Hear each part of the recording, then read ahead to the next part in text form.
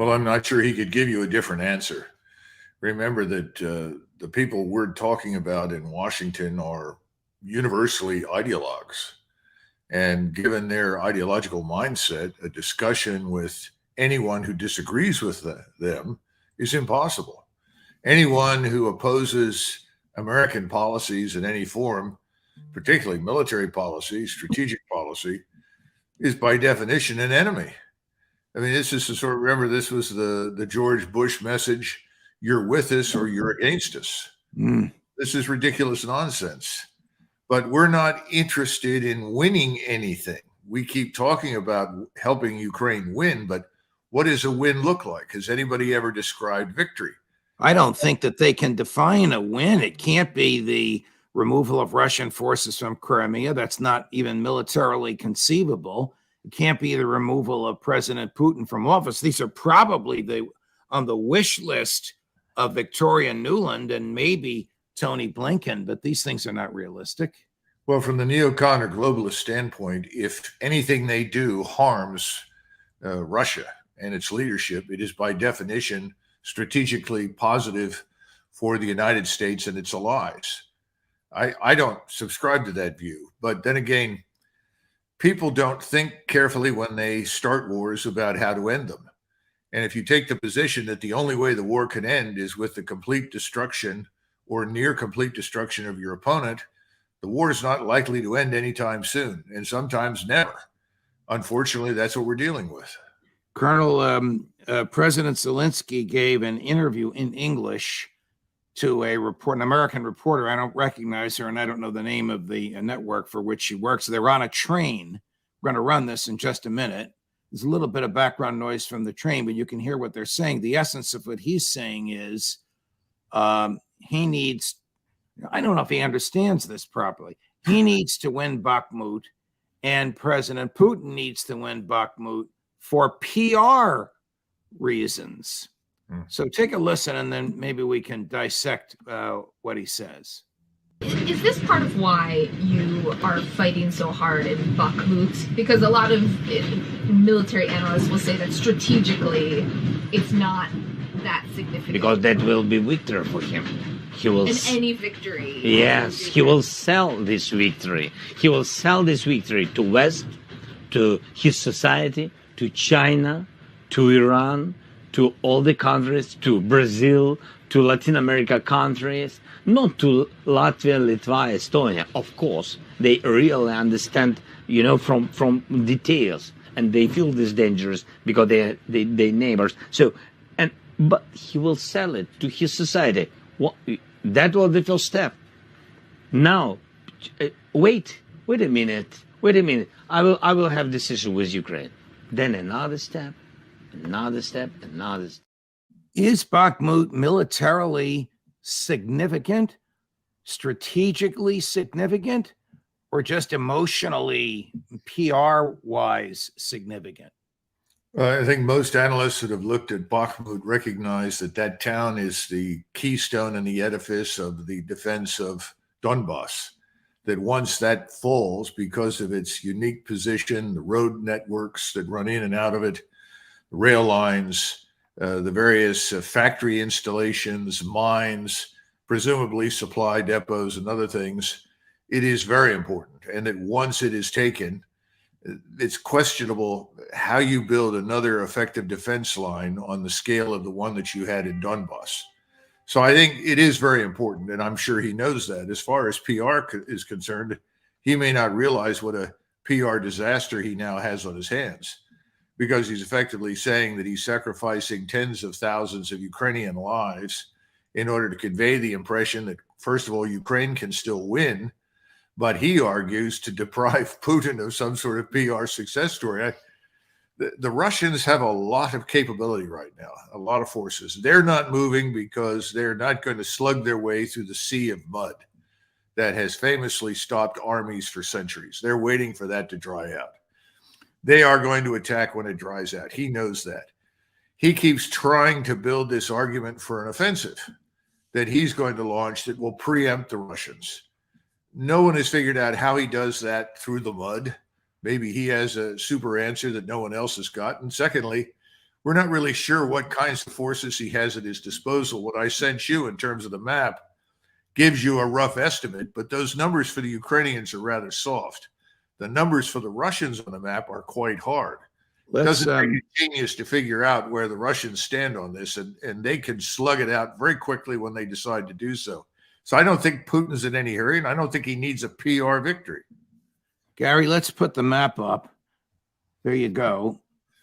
So, Colonel, how accurate are these numbers? I see 130,000 Russian troops. I see 60,000 Wagner forces.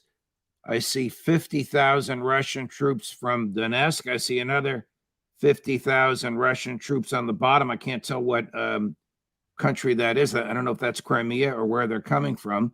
The Ukrainian forces appear to be less than half of the Russians.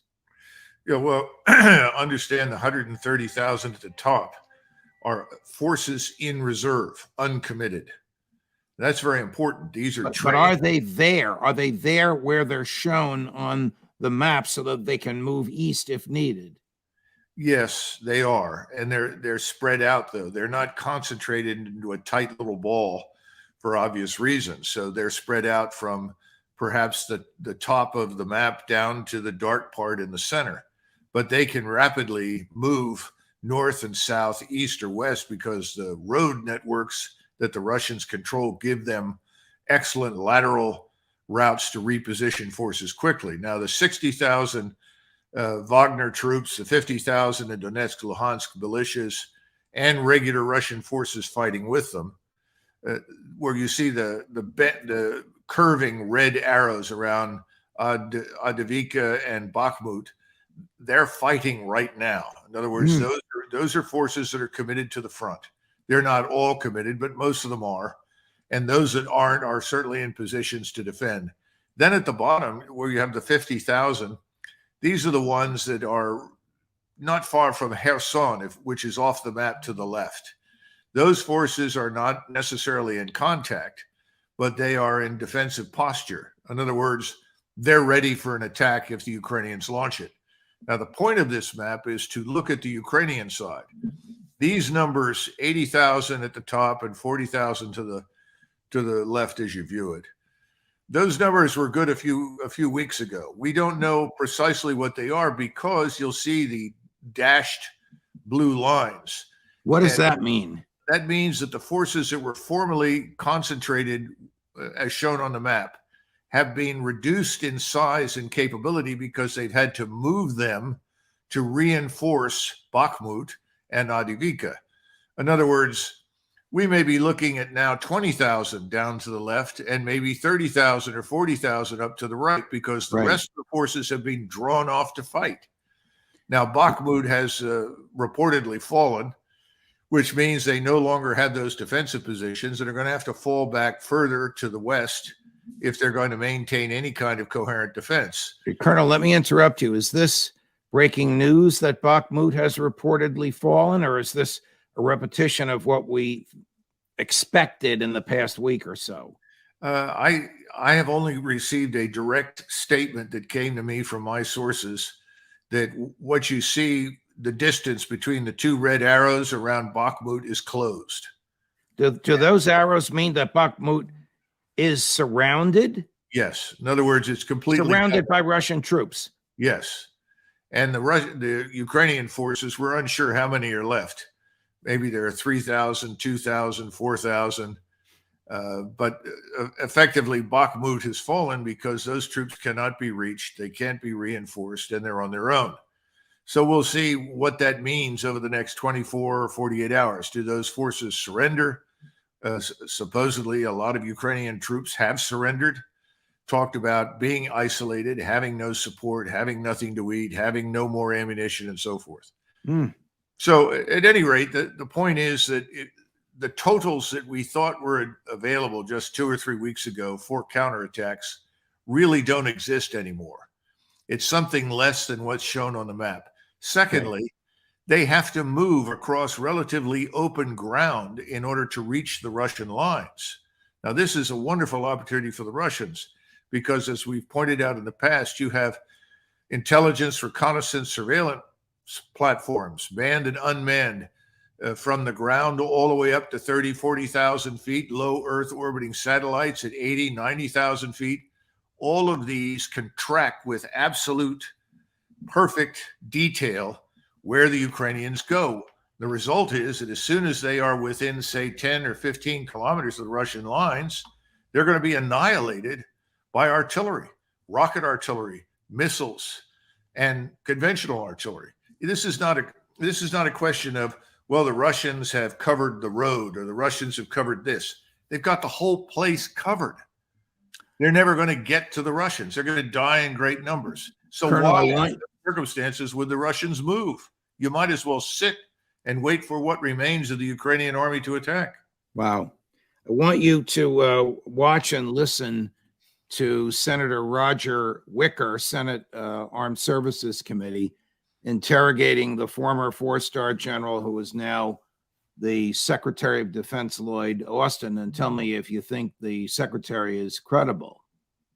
With regard to your optimism about Ukraine having the upper hand, that is what you told me yesterday. It is. Now, what I was about to say, Senator, is that Ukrainians have inflicted significant casualties on the Russians, and they have depleted their inventory of armored vehicles in a way that no one would have ever imagined. And so now we see Russia reaching for T-54s and T-55 tanks because of the level of damage that the Ukrainians have inflicted on them. Reaching for those tanks demonstrates what to you, sir? It demonstrates that their capability is waning. We've continued to witness them be challenged with artillery munitions and other things, and they're reaching out to Iran, to North Korea.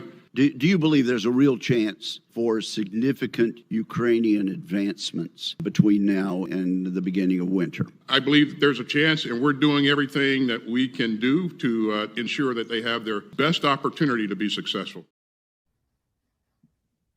All right, Colonel.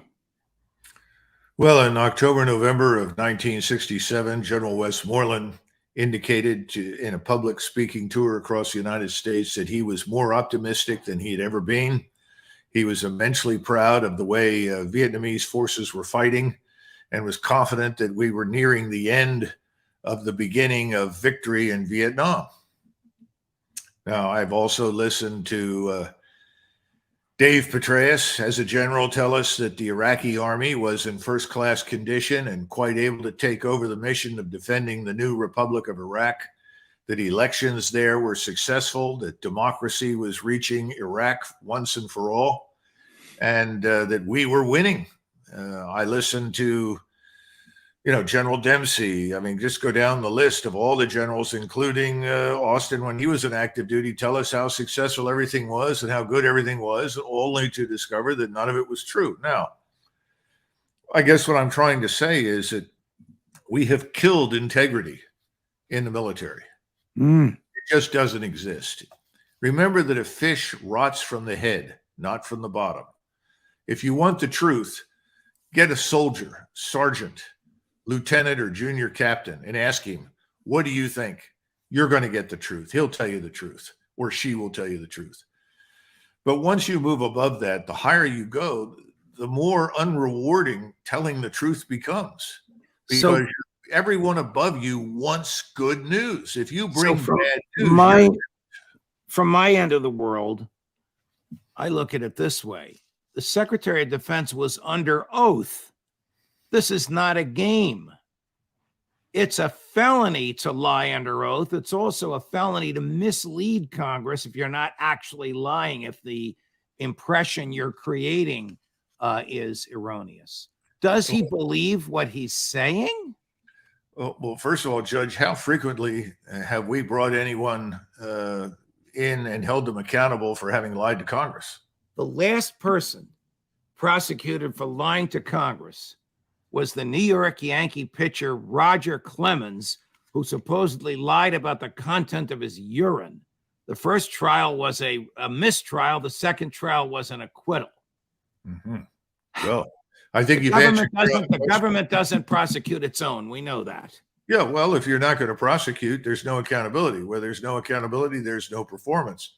I don't think any of these general officers are worried in the least about being brought back and asked hard questions in the future when everything falls apart. So that's the first thing. Secondly, Many of these people convince themselves over time that they have a duty to lie.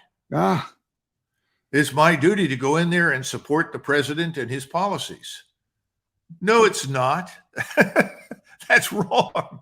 But that's what they have convinced themselves. But they, in this case, he is betraying the soldier, the lieutenant, the junior captain, the people who have a real feel for what's going on, whether they're Americans or not. Well, this is absolutely true. This was true in Vietnam. It was true during World War II, particularly for the German generals who, after the war, were asked how they could possibly have continued to do what they did and lie the way they did. They were ultimately held accountable, not all of them, but large numbers of them, fortunately. But there's no sense right now in the officer corps that if you're a 3 or a 4-star, that you have an obligation to tell the truth that might be embarrassing to your superiors, whether they're 4-star superiors or political appointees or the president of the United States himself. Here's an interrogation before the same committee, just a few minutes after the one we showed you. I don't align, I don't think you do, with the ideology of the interrogator one bit. It's Senator Tom Cotton of Arkansas, who's a Lindsey Graham acolyte and loves war. However, he does accuse Secretary Austin of lying. Now, it's not about Ukraine. It's about the notification of the military action in Syria. But watch the back and forth between them and tell me if a rational person could conclude that Secretary Austin is being truthful. To the issue of the strikes in Syria last week and Senator Wicker's line of questioning about the timing of notification to Congress. You said that you, quote, should have notified Congress earlier. These attacks happened against our troops, killing one contractor early in the morning Eastern time. Do you believe that you should have notified us that morning while we were voting on amendments directly related to this kind of attack? There is no connection between when we notified you, Senator, and your vote. The chairman and I were testifying that morning as well. So as soon as we came out of testimony, we began work on crafting response options. Secretary Austin, I don't believe you. I believe that your office specifically withheld notification of this deadly strike against Americans because the Rubio Amendment, on which we voted midday, directly touched on exactly this scenario, not repealing these use of force resolutions if the president couldn't certify that Iran was no longer attacking us in Iran and Syria. That's what I believe. Nothing you can say is going to change my belief about that. And I got to say, I think I speak for about a lot of my colleagues. I just want to say, Senator, that is absolutely not true. Maybe you didn't personally do it. But I believe entirely that people in your office did that. You have a vast legislative operation, as Senator Wicker pointed out. Do you really expect us to believe that they didn't know that we were voting on a Rubio amendment that directly covered exactly this kind of attack? I don't believe that. I believe there's a conscious decision made not to inform Congress because you feared that it might lead to the passage of the Rubio amendment, which would kill the entire bill. Does Secretary Austin have a reputation in the military community for being truthful? You know, I would like to say that in most cases, general officers are not thought of as people who are going to tell the truth about things that might embarrass them or their administration.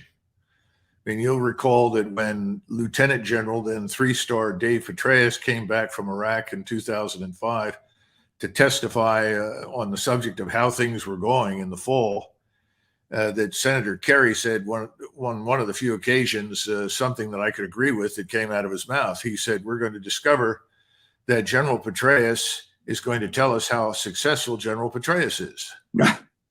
And right. Kerry was absolutely right. So I think everybody in the military at lower levels knows exactly what goes on. Now, as far as the actual subject is concerned, you know, frankly speaking, every presidential administration knows that there are lots of people like Senator Cotton, or in other occasions, it may be Rubio, or it might be Schumer or someone else, is anxious to take advantage of an event to either embarrass or harm the administration or to force through legislation that might otherwise not pass. So I'm sure he's accusing Austin of something that probably happened, but doesn't mean I have much use for Senator Cotton. I don't have much use for most of the people on the Hill who have failed to tell the American people the truth about almost anything. So you're dealing with institutions that have essentially codified lying as an acceptable behavior. So it's very difficult for me to get excited over it. I wish that we could change what goes on in uniform, but that would take wholesale change in the institution, widespread removal of people to get someone who tells you the truth. Here's an interview that CBS had. Now I'm taking it to the other side of the world with Admiral Sam Paparo, a 4-star, who's the commander of all the naval personnel and equipment in the Pacific.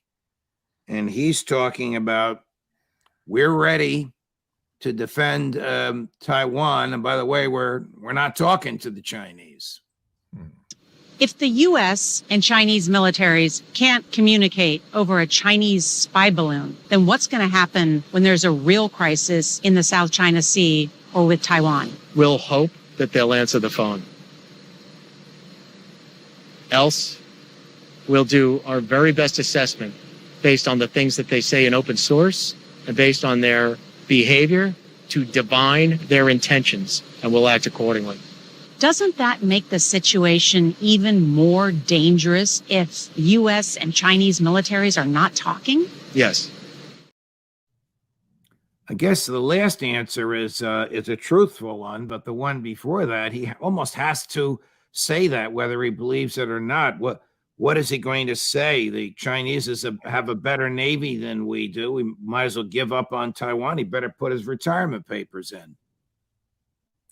It's troubling to me that an active duty 4-star is essentially behaving as a policymaker, right, and announcing policy.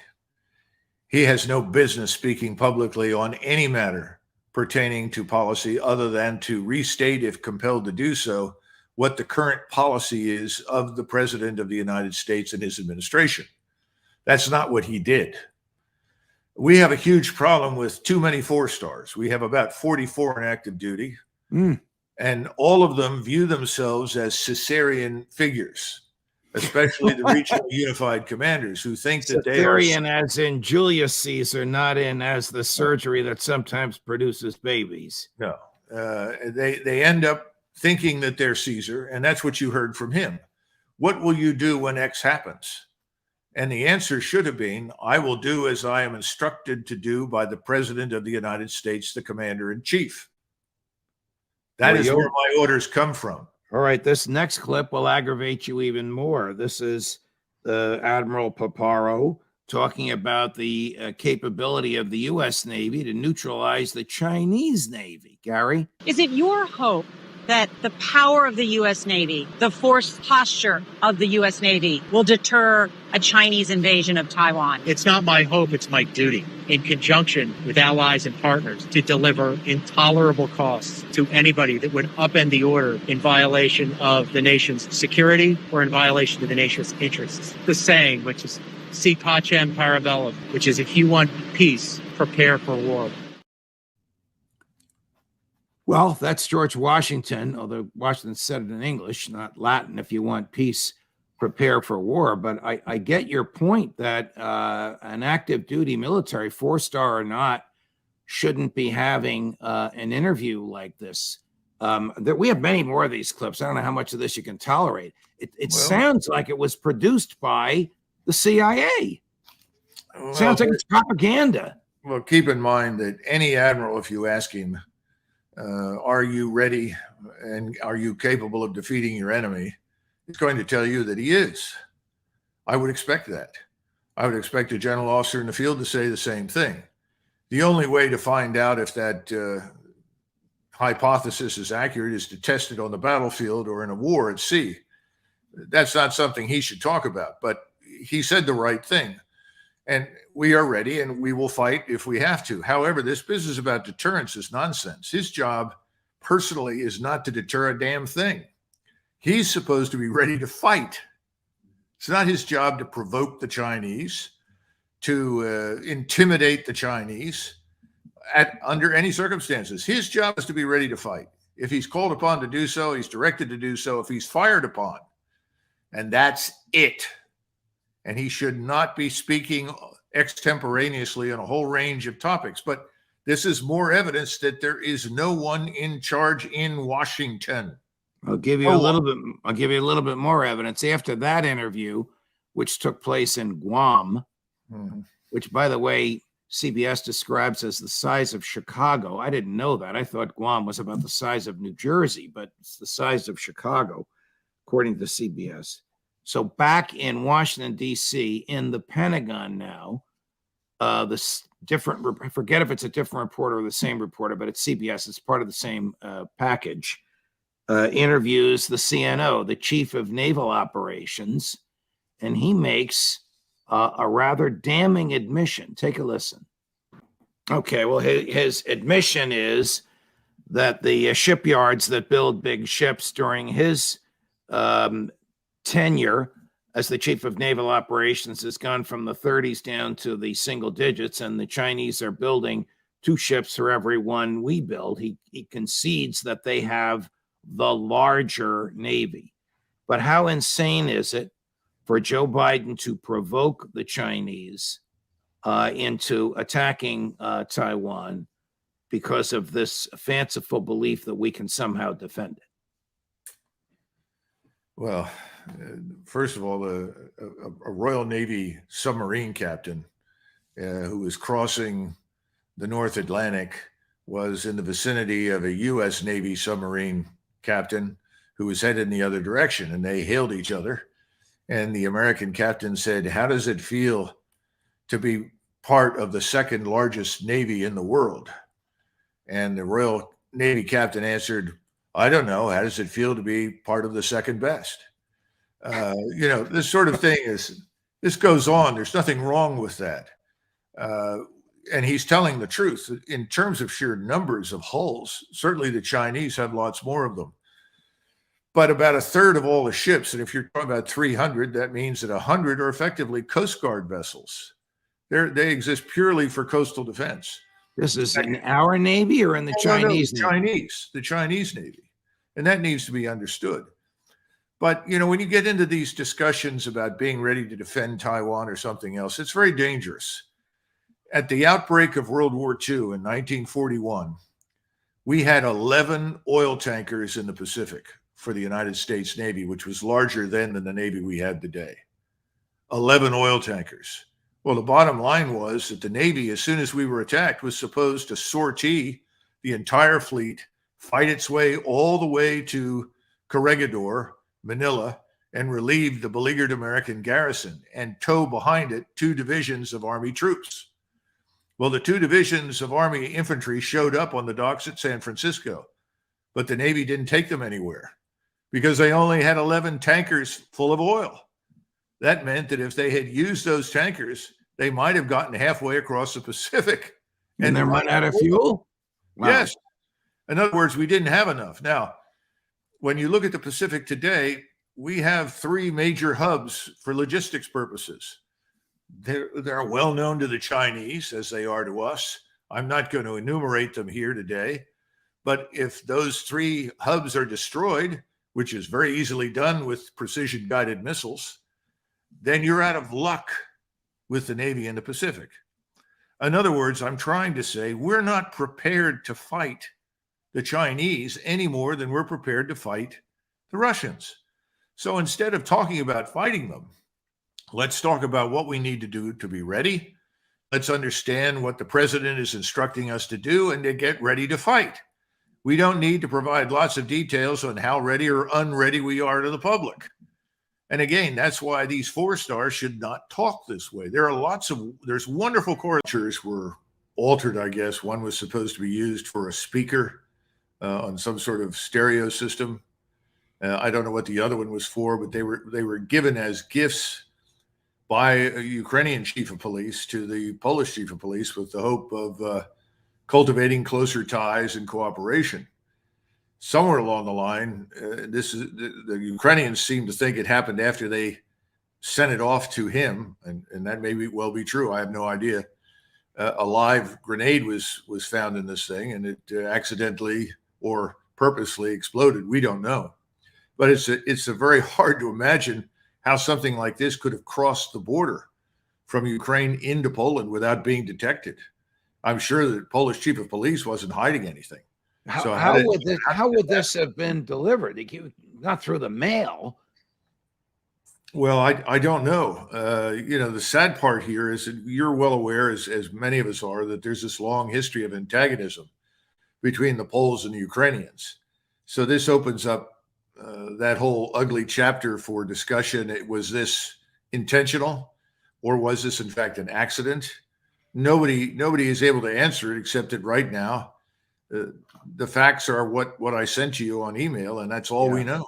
What were the injuries to the Polish commander? Do we know? Apparently none. He had maybe modest scratches or something, but no serious injuries of any kind were reported. Okay. Do we still have a president of Poland beating the drum and acting as if his troops are going to get engaged? I think we do. Do we not? Yes. Well, in the op-ed that I just finished that the American Conservative will have out tomorrow, I lead with the remarks of the Deputy Polish Minister of Defense, who is warning an audience on the 29th of November that this war is growing in intensity and Poland is likely to be involved in it, and hints at potential mobilization and a number of other things down the line. Now, since then, we've also had a source tell us that the Polish government is now looking at 200,000 troops that could be mobilized next year. All of this is disconcerting because, remember, inside the NATO alliance, Poland is really alone in its enthusiasm for aggressive war against Russia. Nobody else, with the possible exception of the Romanians, is interested. Well, your piece is a scary one, Colonel. I mean, you start by summarizing the interview. We talked about this before, but we'll touch on it again. That General Zaluzhny had with The Economist magazine, and when he asks for 300 new tanks and 600 to 700 new infantry fighting vehicles and 500 new howitzers, you conclude he's not asking for assistance. He's asking for a new army. And he must know that this is not possible. Well, one would think so. And I think they were trying to set the stage for a meeting with the United States in which they would get more other types of assistance, potentially convince us and maybe others in this so-called coalition of the willing to intervene and help them in some way. That's why I find it extremely disturbing. Because President Biden has said from the beginning that we were not going to directly engage the Russians in a military confrontation. Yet we seem to be moving closer to that outcome. And the Poles, of course, I think would actually welcome that, which is very dangerous. This is the problem when you ally yourself with a relatively small state. The small state has a permanent interest in leveraging your power for their benefit. Right.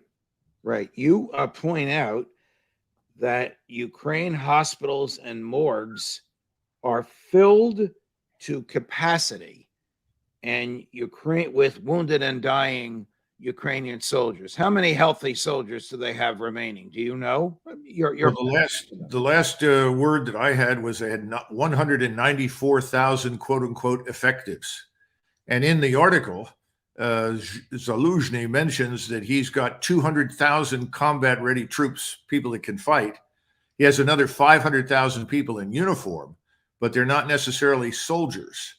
They may be police, paramilitary, other kinds of functionaries, but they're not fit for frontline duty. And I think that's a huge admission because it also tells you something about the enormous number of casualties that the Ukrainians have been taking. Why is General Zaluzhny saying all this in public? Is there some purpose or goal to this? Yeah, I think, again, he and President Zelensky know what I know and know what anybody knows who looks carefully at the assembling Russian force and its enormous firepower, standoff attack and direct firepower.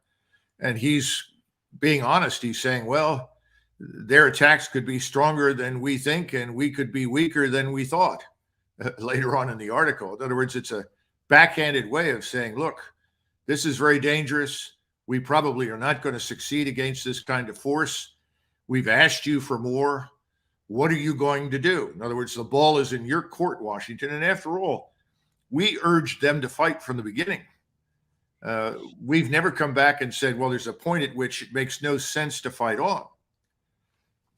Would it be fair? Would it be fair to characterize General Zaluzhny as the realist, and President Zelensky as sort of has pipe dreams? And would it be fair to say that the Russians have far more respect for the general than they do for the president? Well, first of all, I have no idea, but I suspect that Zaluzhny, who's been on the phone before with his counterpart in Moscow, has at least a rapport with the Russians. What that is and how well that goes, I can't evaluate, but they have talked. And I think Zaluzhny is being realistic and as open as he can. And Zelensky is permanently cheerleader for the war in perpetuity and has sold himself as Washington's man on the ground to lead the charge against Moscow. I don't think he can back down from that. He's made so many sweeping statements that are so ridiculous that he can't retreat. Is it conceivable that General Zaluzhny would work out some peace agreement with the Russians in order to save hundreds of thousands of Ukrainian lives, no matter what President Zelensky thinks about, almost sort of pushing him out of the way? He's got the pipeline to Moscow. Nobody in Moscow will say a word to President Zelensky. Judge, we're now in the realm that I would comfortably call the Twilight Zone. All right. Who knows? I mean, we could sit here and speculate about that, but I think there are lots of people that are willing to pull out their weapons and shoot people down right now inside Kiev in the government who might go that route. I think that they're stuck. They're going to fight. And perhaps in the midst of this fighting, there will be a call for some sort of ceasefire. And again, the problem is you're dealing now with a Russian government that has given up on the West. Let's move from the East all the way to the West. Does General Zaluzhny have respect at the Pentagon? Does he have the ear of General Milley, the chairman of the Joint Chiefs of Staff, or of Jake Sullivan, the president's national security advisor, or of Secretary Blinken or Secretary Austin, somebody who can get to the president on the phone in a few minutes? I'm sure that he probably has a line to the chairman of the Joint Chiefs and potentially the Secretary of Defense, Lloyd Austin. And remember, we've been down this road before with Milley. He leaked his rejected advice to the president to the New York Times when he said Ukrainians had done about as much as they can and they should negotiate. And that was rejected. And he was sent back out to recant and effectively sing the tune of inevitable Ukrainian victory. So at this point in time, even if he has a direct line, the man in charge is sitting in the White House. And I'm sure that no one in this administration at this stage wants to admit that they made a terrible mistake and put Ukraine's very existence at risk. Your greatest fear, and stop me if I don't have this right, is that the man in the White House will pull an LBJ. And when his generals, when Westmoreland said to LBJ, we're going to lose unless we don't have another 125,000 troops, LBJ said, you got them. I don't know that Zaluzhny would say that to Biden, but what's to prevent Biden from saying, I'm using your language, Colonel, you wrote this, it's brilliant. By the way, for those listening to us, it's called Downfall in Kyiv and Washington, Colonel Douglas Macgregor, and it'll be available tomorrow at the American Conservative at their website. Colonel, your fear is that Joe Biden wants to lead a coalition of the willing, which is to be about 2 or 3 NATO countries. Yes, I think that the people in Washington, and when I say people, I'm talking about virtually everybody inside the Beltway, has all drunk heavily from the Kool-Aid that says Russia is weak, Russia is incompetent, the soldiers are no good, the army is weak, we can prevail. We have to stay the course with the Ukrainians. The Ukrainians can still outfight them. And if we need to go in to bolster the Ukrainians and try to establish under the guise of a no-fly zone on the ground, some sort of secure area in western Ukraine, down near the Polish border, in order to provide a safe haven for retreating Ukrainian forces or refugees or something else, we should do that because we can still dominate the Russians if we need to. And that was, see, LBJ knew that he had enormous leverage with the United States Navy and Air Force, not just our ground forces over North Vietnam. We have no such leverage over the Russians. This is a pure continental land combat, and they hold all the trump cards. And we have very few forces, and we're depending very heavily, if we go in there, on the Poles. And while the Poles are very brave, courageous soldiers, that's an irrational act on the part of an American. I mean, what coalition would there be? Who besides Poland and Romania would be in Joe Biden's army, and America, of course? Well, I'm sure you'd have some British Special Operations Forces. Beyond that, who knows? I mean, the rest of NATO really doesn't have much to send. I mean, the force that was described in the interview that Zaluzhny asked for is larger than any of the armies in Europe. So what are they going to send? And the answer is, I don't think they have much to send at all. And now they've already exhausted most of their supplies of ammunition and weapons. They've sent most of that excess that's either now in Russian hands, and some of it is still with the Ukrainians. But the Russians have captured a lot of equipment, destroyed a lot of equipment. One of our regular guests is an American named Matthew Van Dyke. Matt is the head of Sons of Liberty International, which he describes as all ex-military. These guys are young. They're all like in their late 20s, early 30s, who believe in the Ukrainian cause, who wear military fatigues, who are physically present on the ground. I don't know if they carry weapons. They don't shoot. They're not close to where people are shooting or being shot at. They're training Ukrainians. Matt sent out a rather startling tweet just a few minutes ago. Here it is. Ukraine must conduct a major offensive now. Ukraine has the advantage this winter in morale and logistics. Russia will recover by spring and will never be this weak again. The next 2 months are critical in this war. Don't dig in, advance. Now, I don't know if you know this fellow. He's a young man. He's on with us regularly. This is the first time I've heard him say anything like this. Russia will recover by spring. What do you think about this? It sounds to me like some of the ideas that were hatched by Adolf Hitler in the spring of 1944 for offensives in the East when there was no capability whatsoever for offensive action in the German army.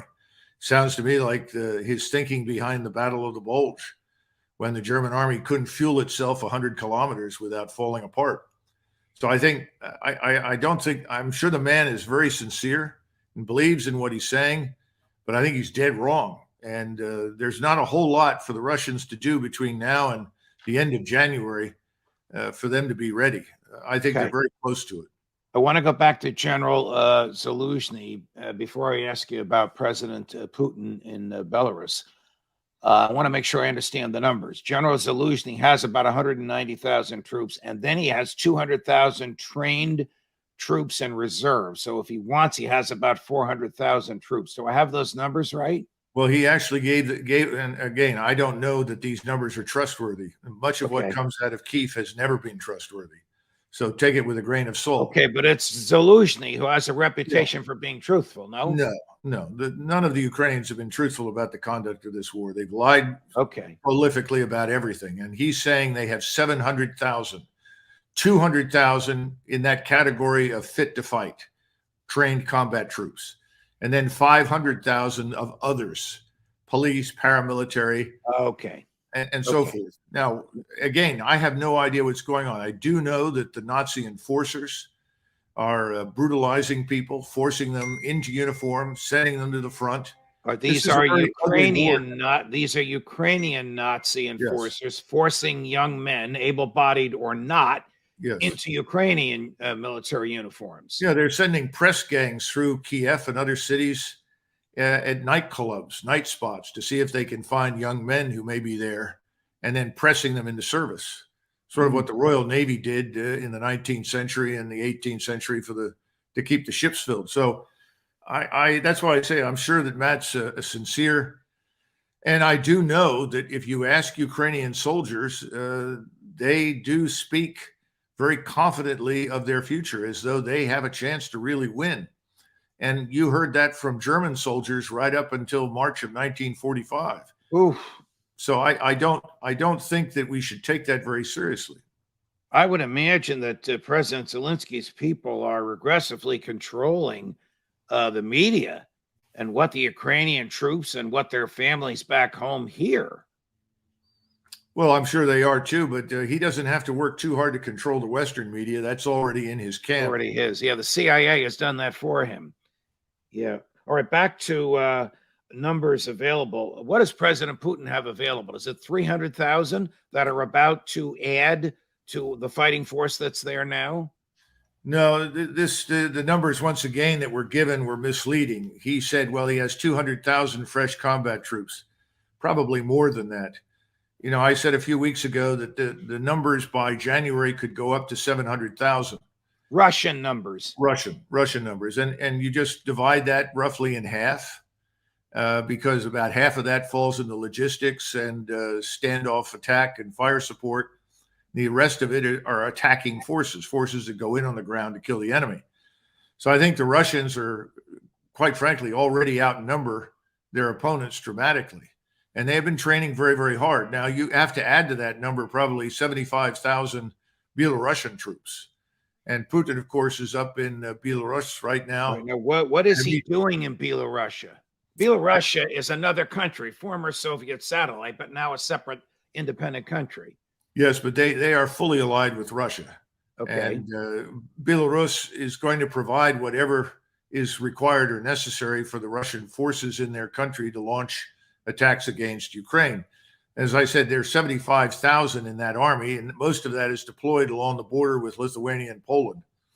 But they have a secure base of support in Belarus for at least 150,000 troops attacking north to south. I'll tell you what I'm afraid of the most as I listen to you and our friend Scott Ritter, and as I read the media available to me, is that the president of Poland is crazy.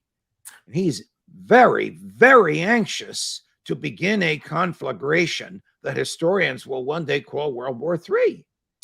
Well, that's again going back to the discussion earlier about a small state ultimately leveraging a large one. Right. Will Joe Biden, who could get into Biden's head? Will pressure be put on Joe Biden, whether it's from the Pentagon or the globalists, to back Poland up? Oh, I think that that's very much in people's minds right now, that Poland is the springboard against Russia, and that we should be prepared to use that in order to rescue Ukraine from inevitable destruction. That's why I wrote the article, because I'm afraid that we'll suddenly hear from Joe Biden on the television. Tonight, my fellow Americans, I've directed our forces to advance into Western Ukraine to provide a safe haven or something, a secure zone in Western Ukraine. And it's about peace, democracy, and freedom, all of which has got nothing to do with what's happening on the ground in Ukraine. And that's what we said about Vietnam.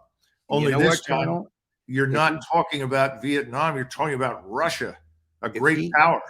If he does that, the Congress will do nothing. The Congress will do nothing. The president of the United States can't start a war on his own. I'm familiar with the War Powers Resolution. I think it's unconstitutional, but it is the law. But this will fall right into the hands of the globalists. We know their goal: to remove President Putin from power, whether by embarrassment and humiliation or death. Well, that's why I think it's so important that people understand the meaning of what I've said in that op-ed, that whatever is said to justify potential intervention by us in the western part of Ukraine should be dismissed out of hand as dangerous nonsense. The opportunity to do things differently ended a long time ago. If people were serious about trying to prevent the Russians from moving into Ukraine or deterring them from going any further than a few kilometers, we had that back in February, March, and April. We could have sent vast forces over there very, very quickly. Well, of course we didn't. And Judge, we didn't do it because they're not ready. And we don't have ready forces now for a stand-up war in East